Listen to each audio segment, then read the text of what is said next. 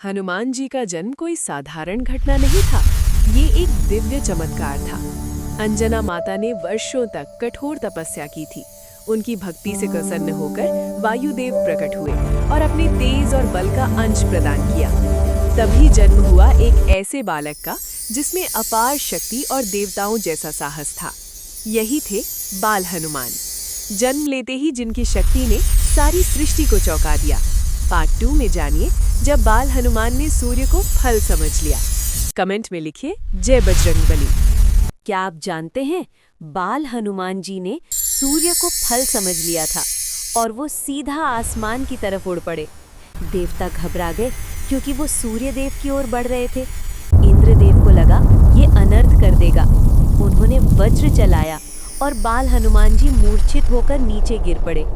ये देखकर वायुदेव क्रोधित हो गए।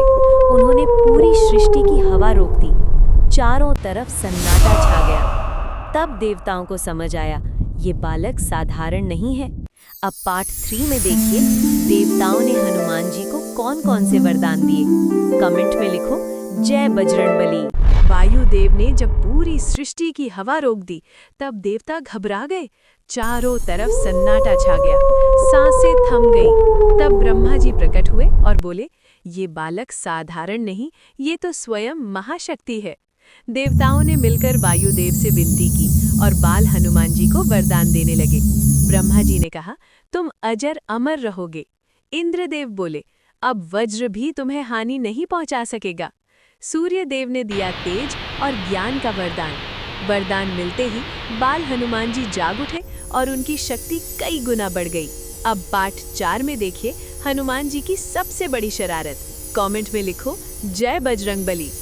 बाल हनुमान जी सिर्फ ताकतवर नहीं, बहुत शरारती भी थे।